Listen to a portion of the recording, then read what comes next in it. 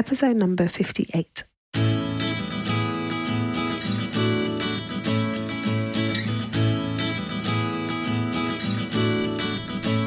Hi, you're listening to the Careers Beyond Motherhood podcast with your host, Janine Esbrand. I'm here to help working mums like you to thrive in your careers and in motherhood. I share tips, strategies, and inspirational conversations with awesome women to help reduce the struggle in your juggle. Time for a say, Mummy. Hello, and welcome to the show. It is awesome to be here with you today on this special edition of the Careers Beyond Motherhood podcast, where we are focusing on International Women's Day. So it's International Women's Day 2019, and the focus is better for balance. And the focus for this year is really looking at gender equality and how women can be more recognised for what they do and how their contribution can be measured equally to those of men.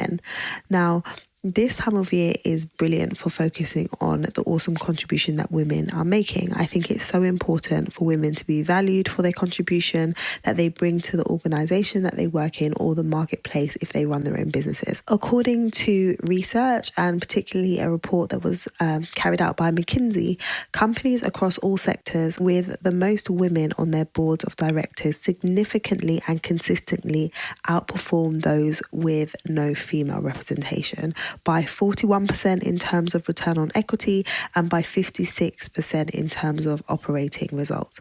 This is huge. Even if you have an issue with, getting women involved at a leadership level because of unconscious bias or because you're old school and you just do things how they've always been done, and generally you see white middle class men at the top, looking at the stats and the figures should do something to shift perspective, should make people realize that women and their contribution is much more than a vanity metric and actually makes a difference to the bottom line of organizations.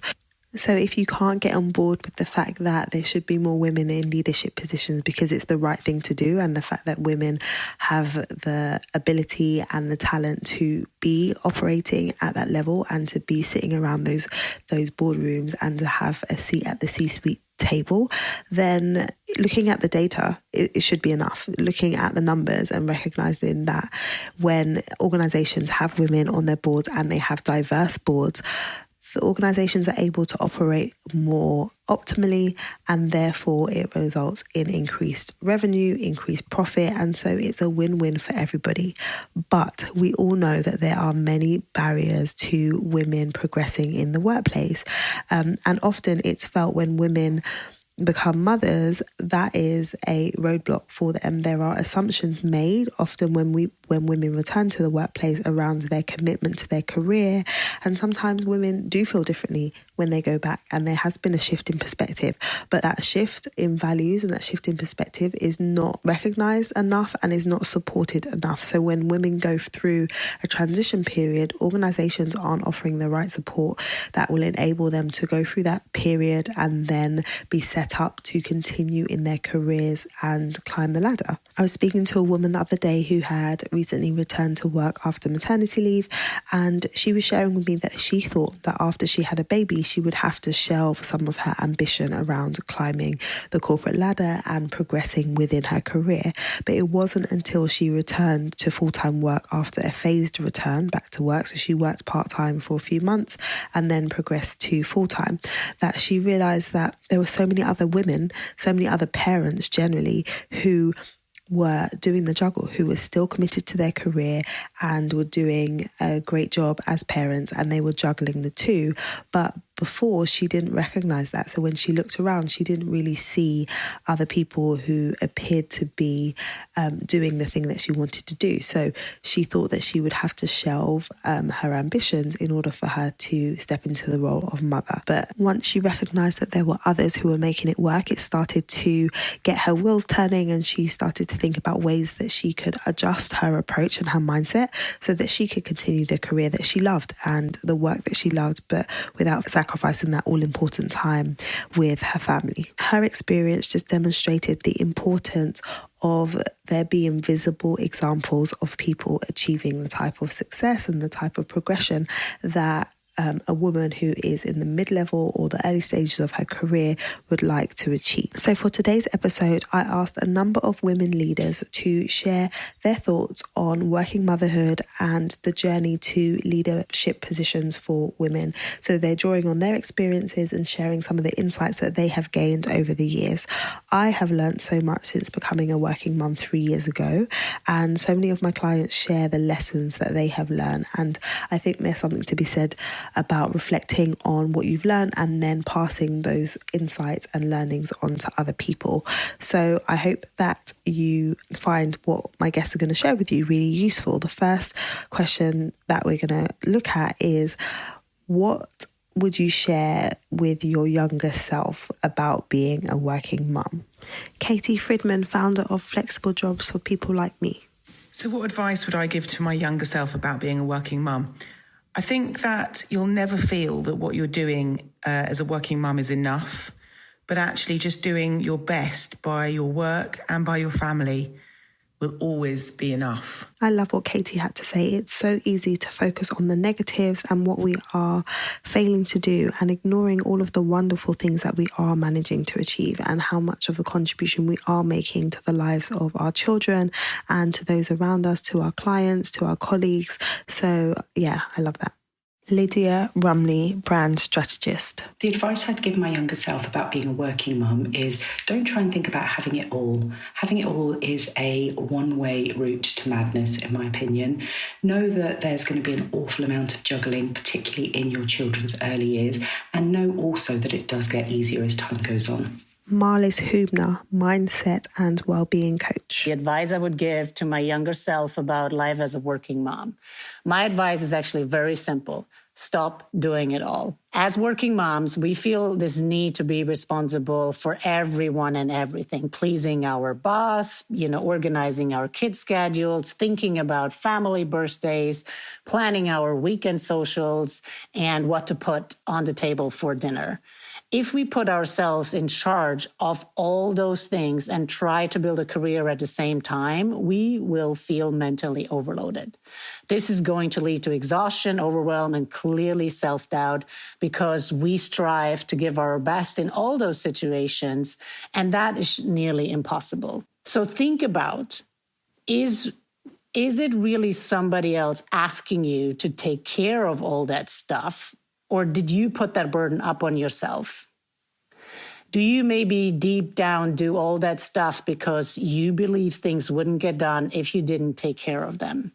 I can tell you that for sure I was in that position. And only when I realized that I was the one putting this burden on myself, I could free myself from doing a lot of unnecessary things and let go.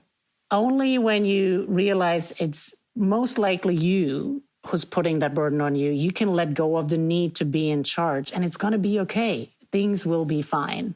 So tonight, just pick one thing you're going to stop doing and just observe what happens. I promise it will be super relieving and super freeing and allow you to focus on what truly matters and brings you joy and success in your life. She is so right. You do not have to do everything. I would like to add to what Marlis just said and encourage you to delegate where appropriate. One of the things that I share with the ladies in my membership community is that there are only so many hours in the day and a bunch of demands on your time. So knowing what to prioritize and what to delegate can make a huge difference to how calm, how controlled, how happy you feel on a day-to-day basis. Sian, Heath-Hadley, consultant. So what advice would I give to my younger self about life as a working mum? The first thing I would say is to be realistic, or be real, actually. You can't have it all, and that's okay, frankly. So there will be a lot of pressure on you to be superwoman and to have it all, in inverted commas. You don't have to subscribe to that. I would say live your life in the way that works best for you and your children, and not in a way that subscribes to other people's ideas of what a working mother should look like. Practically, I would say accept help, ask for help, use the village. So they say that it takes a village, a whole village to raise a child. I would say find that village and use that village. And if it is not there, make it whatever makes your life easier or run more smoothly. Cleaners, nannies, childminders, grandparents, friends, whatever makes it run more smoothly and whatever supports you and helps you, then just ask for that without guilt. In turn, help other women wherever you can. Pay it forward. Once you are successful, don't pull the ladder up behind you. If you can help somebody with CVs, mentoring, encouragement, connections, whatever you can do, always help other women who are coming up behind you. Finally, I would say that you are so much stronger than you believe you are right now, and you will need to be stronger than you can ever imagine being right now. Motherhood is the most difficult, wonderful, and rewarding job you will ever do, and you will rock at it. It is true that it is possible to work in a way that works for you and your family, and defining your version of success early on is key, as it will help you to avoid comparing yourself to others and falling into that trap of comparison mode all of the time. So carve out your own path. I also really like what Sian said about helping others, and, once you've come through a certain phase, then looking to help others who are coming behind you. Join a network with like-minded people who can encourage you and lift you up as you move towards your career goals. The second question that was asked was, share some of the best career advice that you have received. So best career advice that I've been given, there have been a lot over the years, but the two that I remember most are one that came from Sahar Hashimi, who is the founder of Coffee Republic. And she said, jump and the net will appear. And actually, do you know what? If you don't take risks and you don't make change, then nothing changes. And I've always remembered that. I saw her very early on in my career at a presentation I was at, my Microsoft days, and it's just lived with me ever since. And actually, do you know what? If you don't make change, nothing changes. And the second one, I would say, is has come later on in life, which is about redefining what success looks like. And that's been really powerful for me, because I think that we hark back to the old days of who we were, or I did certainly, before I had children, and what my career looked like. And actually things have changed and shifted so much that actually by redefining what success looks like for me now, I feel so much different, so much more different about kind of my success and what it means in this new world. So redefine what your success looks like and jump and the net will appear are two things that I really have really changed the way I think about my life. What can we do to promote more women to leadership positions? As a working mom, there's unfortunately still a lot of unconscious bias that we have to deal with. Even if you were considered a high potential prior to becoming a parent, you now most likely have to deal with all these maternal misconceptions. So what helped me personally to progress into a leadership position was to shift focus. So instead of feeling disempowered by unconscious bias, and instead of focusing on all the odds that were put up against me, I just shifted focus to my inner self. So don't focus on what is not in your area of control, because that will just make you feel powerless. So if your boss thinks you can't have the high profile project, think about it in a way that it's not because you are not capable. It is because he has an unconscious bias as well. So show him otherwise. And what is in your area of control is really your thinking and your behavior. Reconnect with who you are, get to know yourself, get to know your values and your strengths, and learn how to leverage those in everything you do. Because your strengths and values come natural to you, you'll succeed, and that will help you build your confidence and courage as well over time. And because you will succeed when you play to your values and your strengths, you will eventually change unconscious bias. So, and I hear you, if there are no role models, I want you to go and find support in a coach and partner with the other women that are in similar situations. Having someone in the same boat will definitely help make things a lot easier. Unconscious bias is such a big deal. It's something that is becoming more spoken about, and people are addressing it and looking at ways that we can challenge it, but it certainly is there. So we do need to be mindful about how we navigate our careers, recognizing that sometimes people will have unconscious bias. So what can we be doing to overcome that, or to demonstrate to them that those biases are not justified? And how can we take more control over the things that we can control and let go of the things that we can't? Miisa Mink, founder of DrivenWomen and creator of Festival of Doers. Many women are looking for purpose and meaning beyond paycheck and a bigger title. Leadership positions, they give you a greater chance to have an impact and to make a difference. Many women say, I don't need more, this is enough for me. So they don't seek to get a promotion or move into those leadership positions. But it's not about what you settle for. It's not about you. It's about what you can give and how you can use your talents to contribute to a better world. So I think to get more women into leadership positions, we need to shift the idea what leadership is all about. It's not about getting more for me and about that sort of materialistic ambition. It's really about bringing your ideas into the world so that we can become stronger as a universe, as a world, as a society. And we definitely need more of that in this fast-changing world. I really like Miisa's view, where she is encouraging us to take a step back from our immediate situation and to look at things on a broader, larger scale, and recognize that what happens in your situation really impacts others. And it's not just about you, but it's about the greater cause, and it's about fighting for equality for women across the board. And so sometimes you might have to be bold and brave and be the first person to ask for that flexible working, or to seek out that promotion, or go against the grain. But in doing so, you're opening the door for other people. There is a great saying which says, a rising tide lifts all boats. And I think it's important for us as women to come together and look at ways that we can support one another, encourage one another, and promote that growth and acceleration within our careers, or within our businesses, so that we can be making an impact in our immediate circle and extended circles and really be making a difference.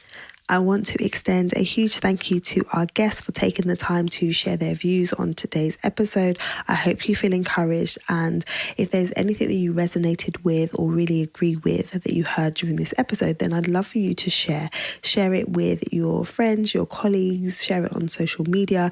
And when you do share, use the International Women's Day hashtag, which is Better for Balance. So do go ahead and let people know about this episode. And before I go, I just wanted to remind you that we here at Lightbox Coaching run a community of amazing women who are building their careers and growing their businesses beyond motherhood. It is called The Collective. It's our monthly membership community. So if you are looking for support, if you're looking for community, if you're looking for people that are going to help you to move towards your career goals, then you should absolutely join us. If you head over to the show notes for today's episode, which can be found at lightboxcoaching.com/episode 58, then you can find the link to the details. That is all from me today. I hope you have an amazing International Women's Day. And until I speak to you again, look after you and look after your babies.